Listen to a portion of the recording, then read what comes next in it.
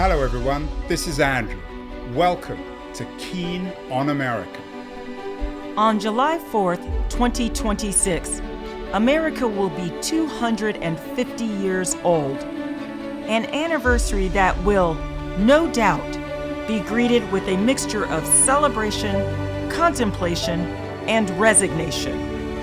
In Keen on America, Andrew talks not just about the American past and present, but also speculates on its future. What, Andrew asks, will be the 21st century fate of this now venerable American republic? Hello everybody, it is Tuesday, April 1st. All Fool's Day. I'm going to start that again, David. Okay. It's not All Fool's Day, right? It's just April Fool's Day. Yeah. Here we go again. Hello everybody, it is April... Hello, everybody. It is Tuesday, April the 1st. Is it Fool's? What is it? Fool's? I think it's just April Fool's Day. Okay, I'm starting again. All right, take three. April Fool's Day is taking over this show. Hello, everybody. It is Tuesday, April the 1st, April Fool's Day, a day for fools. The New York Times, I think, suggests that maybe we should read 1984 because we're all living in Orwell's world now, although I'm not sure Orwell would have been a big fan of April Fool's Day, and I don't think the origins of the day have anything to do with Orwell. According to Wikipedia itself, a little bit of an April Fool's joke. April Fool's Day comes out of reading Chaucer's The Canterbury Tales, which may or may not be true. It's a wonderfully comic book, but a savagely comic book too. Seems to be in America these days, at least in 2025. Every day is All Fool's Day. Every day brings more and more outlandish, absurd, funny to some, I guess, tragic to other stories. There's a story of Pete Hegseth bringing his wife to sensitive meetings. Of course, Pete Hegseth of the call, the Houthi call. One of the most astonishing things is that Donald Trump is increasingly looking like the adult in the room. He's certainly an adult, for better or worse, within his cabinet. We have RFK Jr., our health secretary, body shaming the West Virginia governor. Top vaccine officials resigning because of RFK Jr.'s promotion of misinformation, of lies. Everything indeed is April Fool's Day. And of course, tomorrow we have April the 2nd, supposedly Liberation Day, Tariff Day. So April the 1st seems to have become universal. And I think that's a sense that's shared by my guest today, my old friend David Masciotra. I'm not going to ruin his name on April 1. He has a new piece out in Unheard called Trump's Fantasyland. He seduces fanatics of left and right. It's an excellent piece about the absurdity, the humor, at least inadvertent, in the Trump administration.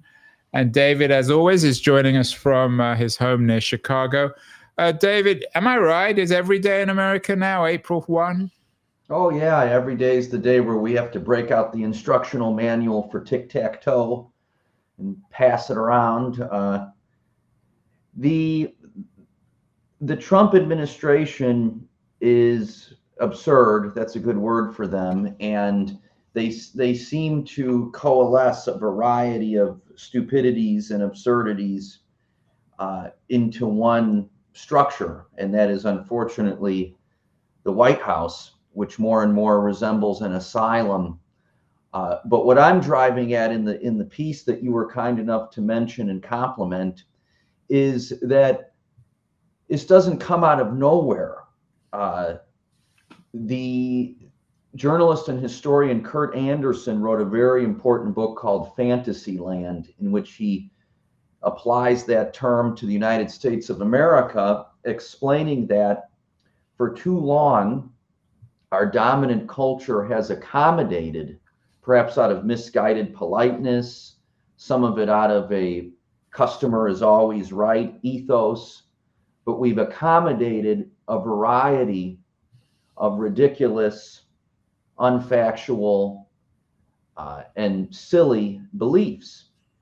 And that accommodation has created the consequence of people like Pete Hegseth and Robert F. Kennedy Jr. Making the decisions that will dictate, to a large extent, American policy, foreign and domestic, over the next 4 years. So, I mean, you have children in Texas turning yellow because they're following RFK's recommendations of vitamin A treatments for measles. And then you have Hegseth,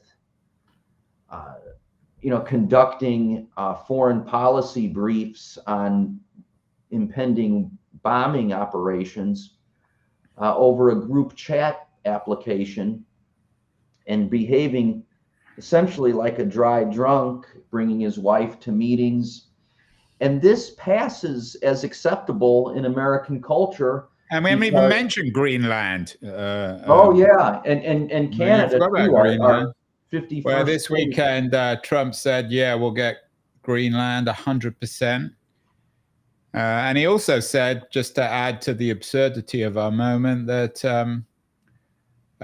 he wasn't joking about a third term. I'm not sure if Trump is ever completely serious, but it's a very absurd situation. David, you mentioned, and I know that Kurt Anderson's piece, his book, Fantasyland, inspired you to write this piece. The subtitle of Fantasyland is How America Went Haywire. It assumes that there was a time when America wasn't haywire. Do you share Anderson's belief that America was once, shall we say, sane?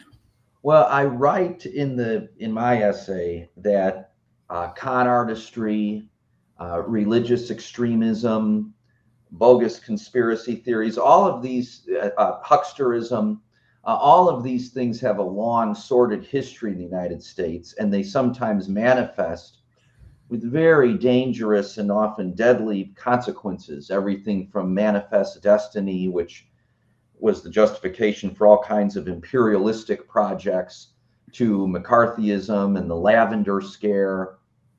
But what's happened, and this is where actually your work is helpful, Cult of the Amateur, which we've discussed before on this program, and other texts.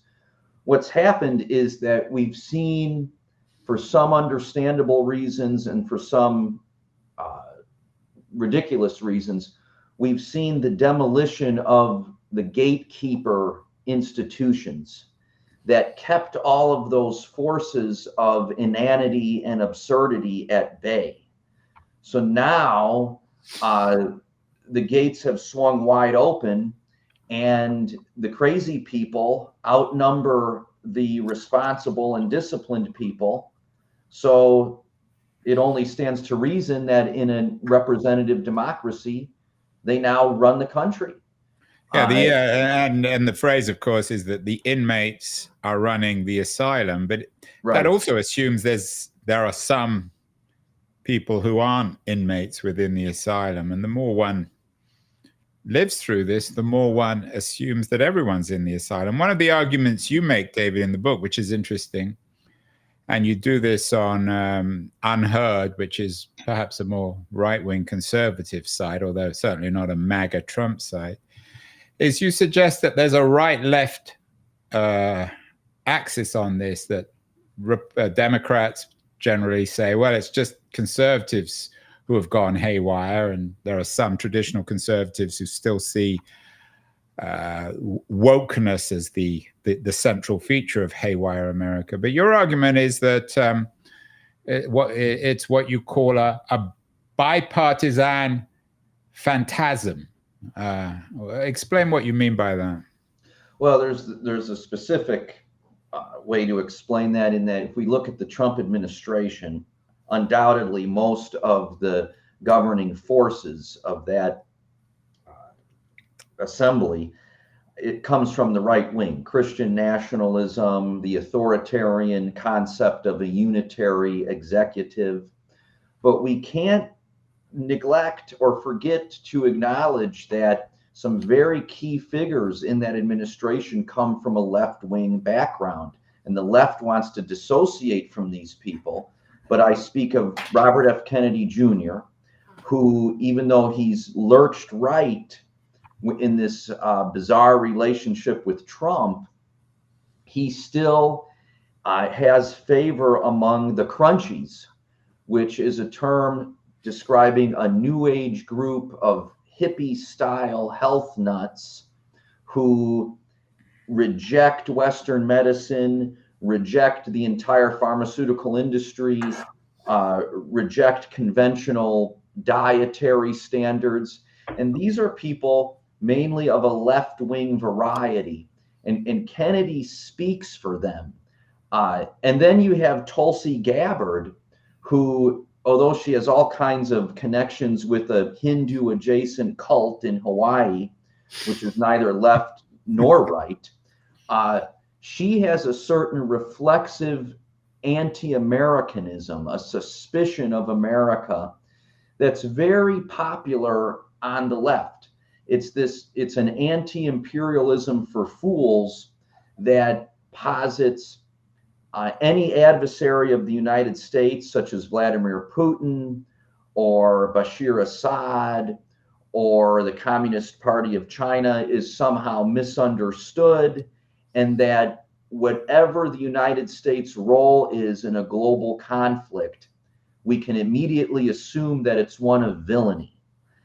So Tulsi Gabbard's, her nomination to DNI received applause from anti-war groups, so-called anti-war groups like Code Pink.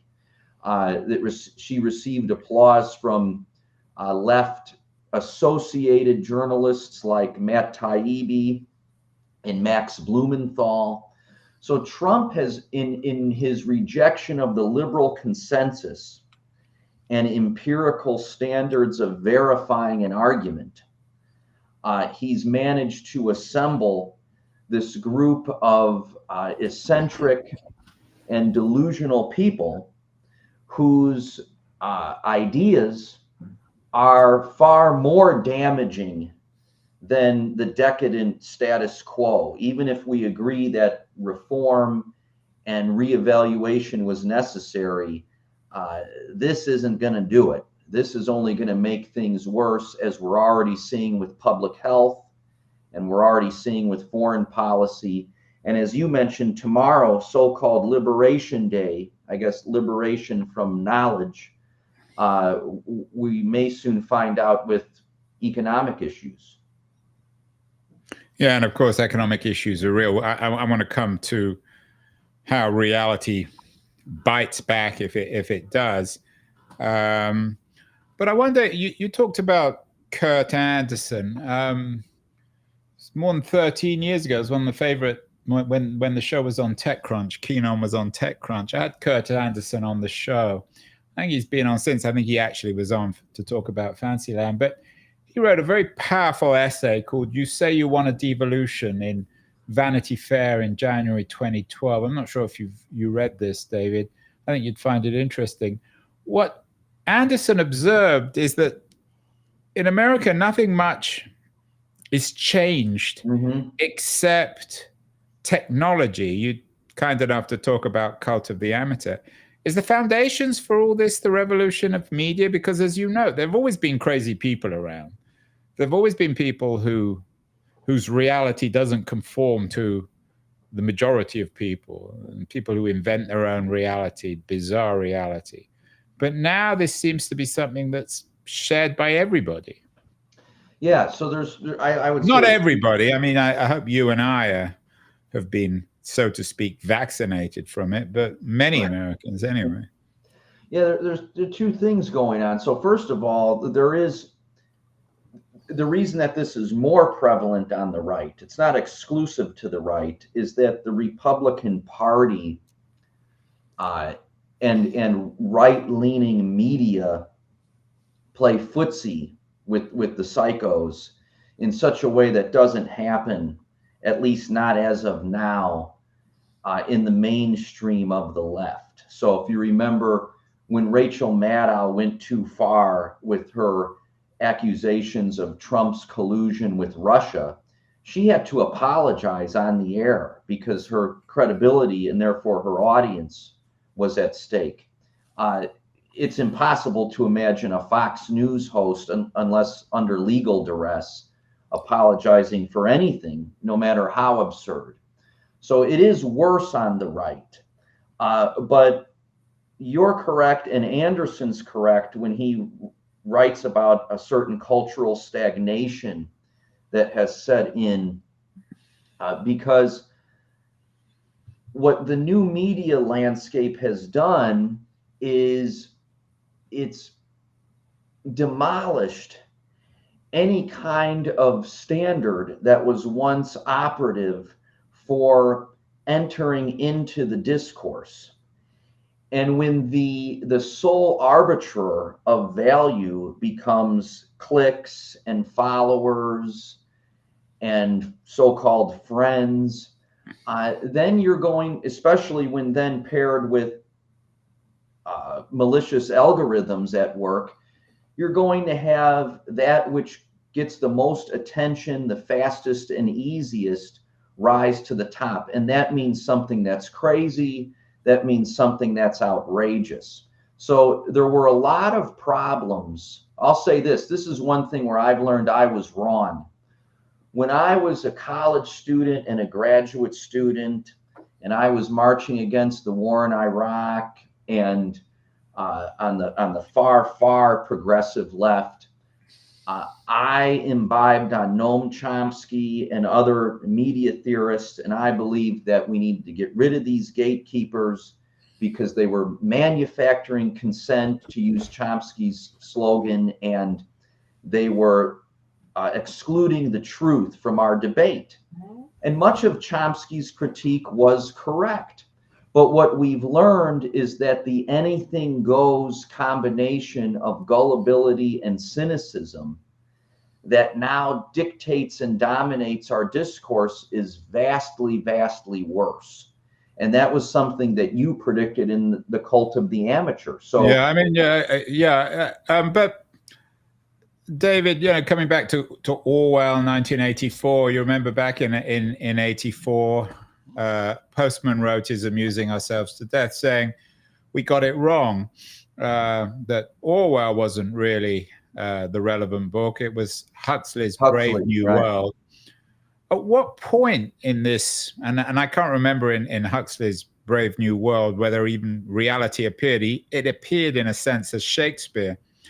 But reality hasn't gone away. I mean, that's the thing. Even today on April 1, Trump's April 1 trade report is going to come out. And that's real. There's no fancy. There's no Pete Hegseth. There's no RFK Jr.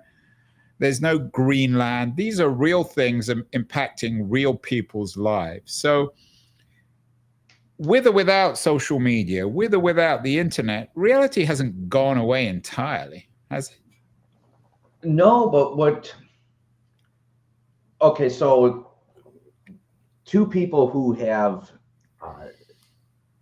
taken a lot of slings and arrows of slander in recent years are Michel Foucault and Jacques Derrida. And I won't launch into a post-structuralist lecture, but even though they had very different ideas in some respects, and at one point they were at each other's throats, what they both identified was that we were entering into an era where every mode of signification was just signifying other forms of signification. So we can't really get to the truth.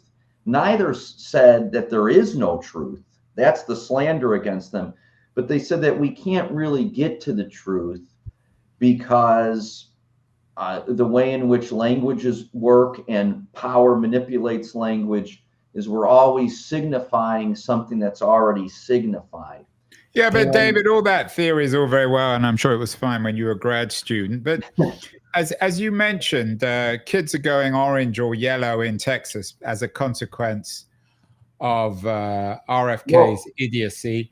And parents are not reading Foucault and Derrida and saying, "Oh, well, that reflects postmodernism," and that's kind of interesting. People are completely outraged. Shadi Hamid had an interesting piece a day or two ago in the Washington Post talking about the beginning of the end of the Trump era, and he talks about reality returning because of its impact on people's lives. Well, here's where the theory meets the pavement, so to speak.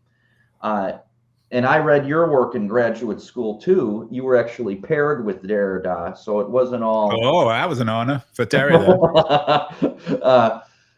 Well, here's where the theory meets the pavement: is that we can look to a historical antecedent. Many of Hitler's most loyal supporters, and I'm not making a direct comparison of Trump to Hitler. Yeah, I brought up there. You brought up the H word there, David. But they were still saying we're only 20 minutes into this conversation. They were still saying Sig Heil when the bombs were falling on German cities. People's capacity, and Jonestown, they still drank the Kool-Aid even as those around them were dying. People's capacity to delude and deceive themselves in service of ideology and tribalism knows no bounds. So yes, reality still exists, and it will persuade some people to return to the actual universe, not an alternative universe that they've created and imagined. But we're also reading stories about, for example, a man whose wife was deported to Peru, and he says he does not regret his vote. He voted for Trump. There will be many people. Well, maybe he didn't like his wife. That's always a possibility. Where was this story? I read it in USA Today. I don't remember the state in which he lives, but there will be many people who will believe what Trump and Fox News and Joe Rogan and others tell them.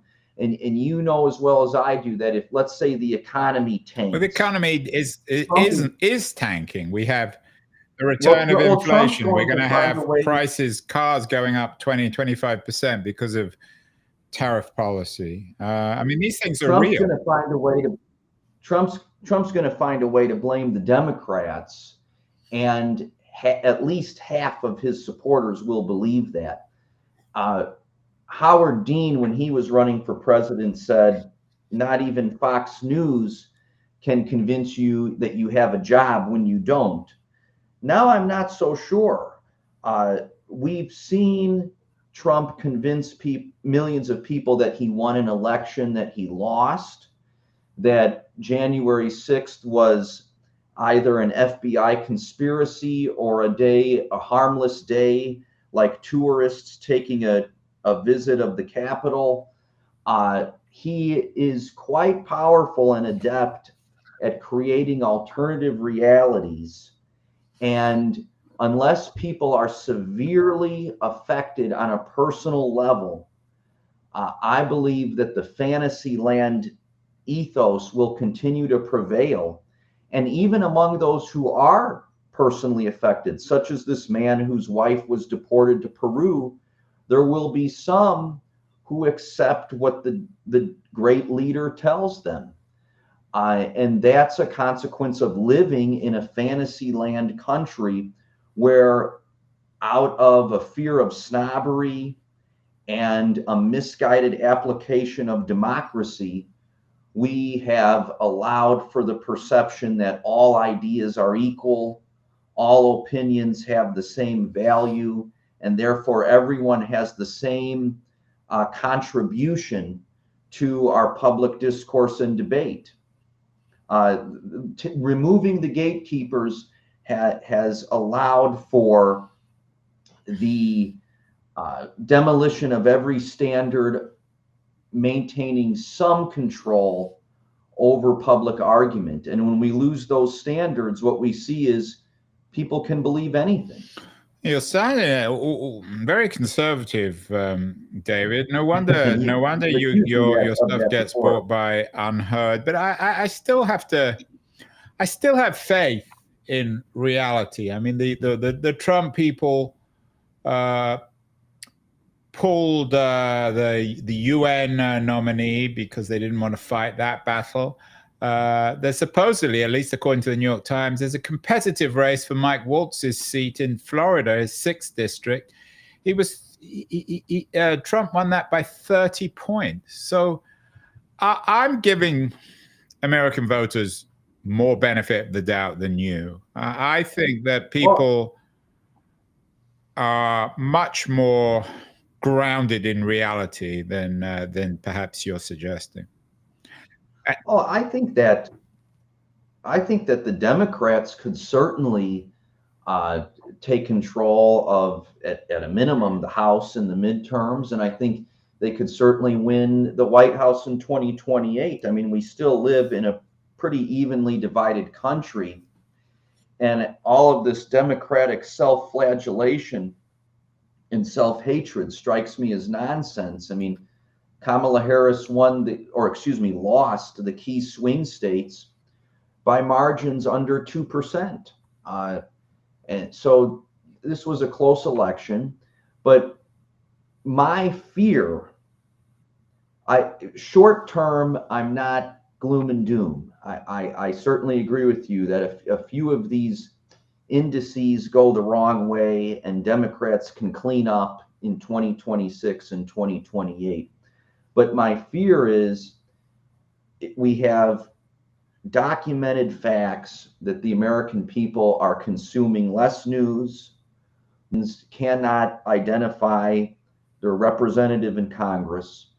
Americans read less in general, and we cannot continue to roll the dice on civic and historic illiteracy and expect to win. So you're going to see future Trumps and future hucksters and religious extremists and weirdos down the line generate attention among the American people. And that attention, especially in what we call an attention economy, can bear political fruit. So I wonder, David, whether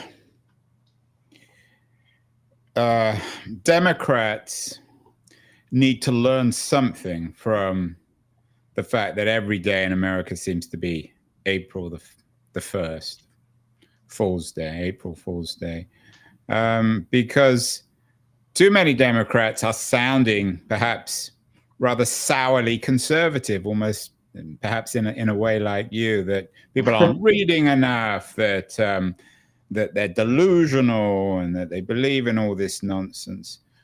And they continue to lose elections and they continue to look divided. Is there a way for the Democrats to incorporate an element of, shall we say, Fantasyland, of Kurt Anderson, Trump's Fantasyland? America's always been Fantasyland, one kind or another. It seems as if, whereas the Republicans have completely been taken over by Fantasyland and they're not able to recognize any kind of reality, the Democrats are the reverse. They don't see any fantasy. They're not able to offer any kind of narrative that will encourage people to wear funny clothes and smile. I think that's a fair point. I do think that Democrats need to show more imagination and more aggression. They seem to have lost faith in themselves, and when people are consumed by self-doubt and they're always second-guessing themselves, they can hardly inspire others to support them. So, I mean, as you know, we talked once about Jesse Jackson. I've written a book on him, and although his runs for the presidency in the 80s were ultimately unsuccessful in electoral terms, they were very successful in ushering all kinds of new constituencies into the party. And what he did is he had a big policy agenda, and he spoke in very clear, confrontational terms about pushing that agenda in such a way that would meet the moment of Reagan's America. I think that the climate is ripe for a leader with a similar boldness and bravery and aggression. And I think that Democratic voters want to see someone take the fight directly to Trump. One of the problems with that prescription from a policy level is that the United States of America is so vastly behind comparable countries. Medicare for all or some kind of universal health care program polls well, but it's also something that Western Europe and Canada and Japan have had for decades. I wonder if they even have April 1st in Denmark. Do they, David? Yeah, I don't know. And maybe you were critical of Gavin Newsom for having some of the right-wing brosphere on his show. Don't Democrats really need to incorporate some fantasy if they're able to compete in this new world of fantasyland, which, as you say, isn't going away? Well, Newsom's losing everyone. I mean, this selling out to the right wing authoritarians and bigots. It's costing him his credibility and stature with the progressive left, and no one on the right is going to support Newsom. So that's just bewildering. I'm hesitant to give this example because I didn't like what she said, but Jasmine Crockett recently referred to Governor Abbott of Texas as Hot Wheels, which I found crude and offensive. I don't think people should mock the disabilities of others. But is Abbott disabled? Yes, he's in a wheelchair. And this is a Republican. Yes.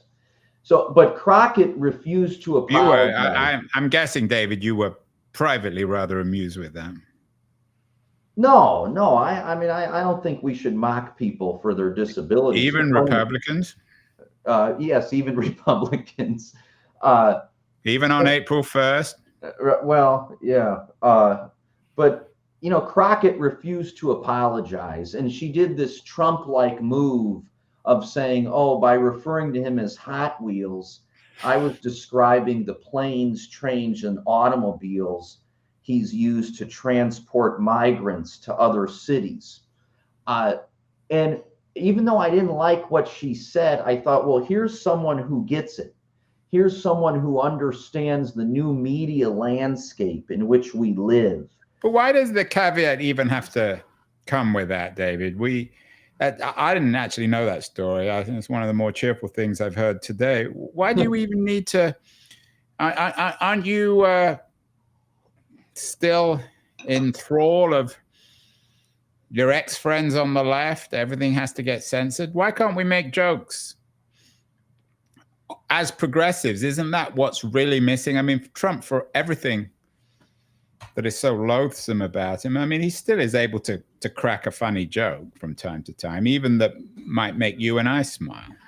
I don't think that it's particularly progressive to mock people for a disability. Even a Republican governor of Texas? Yeah, sure. Because that it trickles down, and other people in wheelchairs will then feel. What happens when you trickle down wheelchairs, David?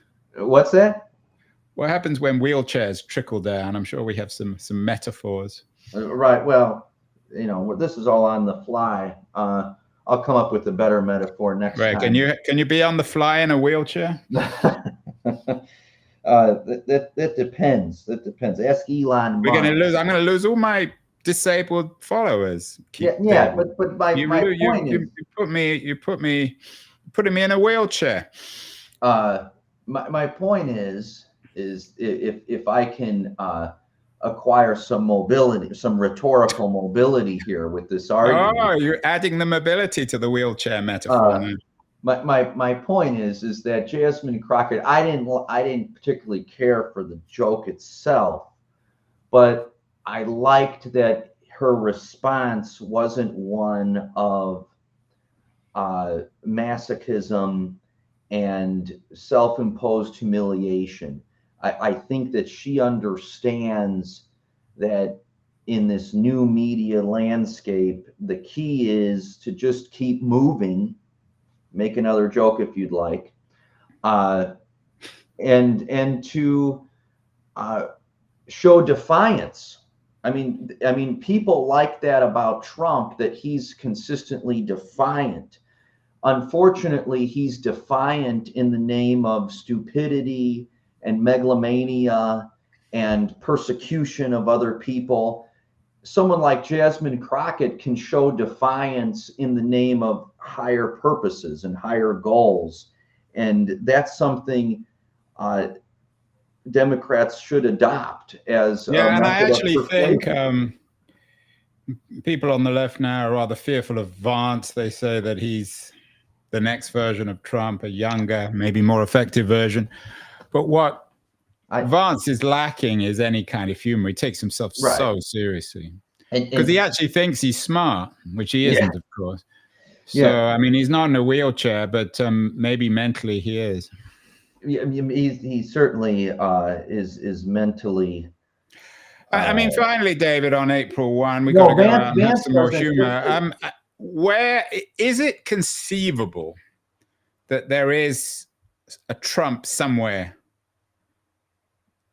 on the left, or certainly within the progressive community, that someone, I mean, this Crockett woman you talk about, maybe she offers some possibilities, but is it possible that we will get someone who is able to communicate with the American electorate, establish the kind of necessary communication that will make them as beloved as these characters in your piece who show up for Trump wearing absurd caps and even more absurd clothing?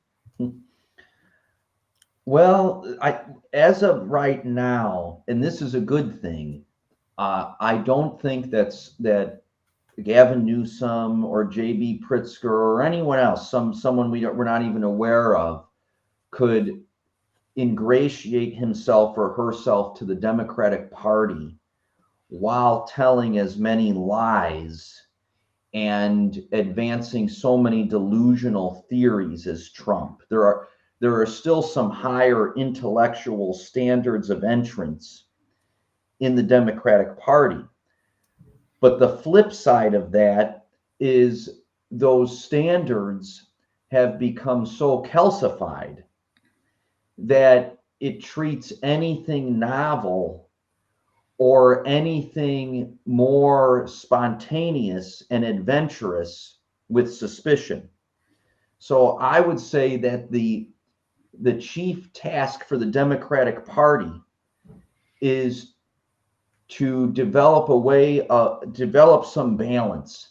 How can we maintain our standards of honesty and fidelity to facts and reason, but loosen up so that we allow into the picture some humor and some adventure, and we don't have to poll test and consultant approve every single message. And that seems to be what Jasmine Crockett understands. Yeah, you're allowed to, on this show at least, you're allowed to make jokes about disabled people.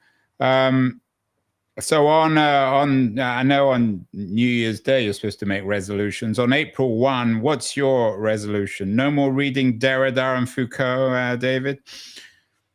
Well, no more. That's real idiocy. You've grown up from that, haven't you? No more referring to Derrida and Foucault on Keen on America, at a minimum. Well, I'll have to come up with what should I have a resolution? No more jokes about disabled people? Yeah, maybe that could be yours. But I'm up for a 3-hour confab on Foucault's idea of biopower if you're ever. Yeah, well, I'm afraid you'll have to go on another show to do that.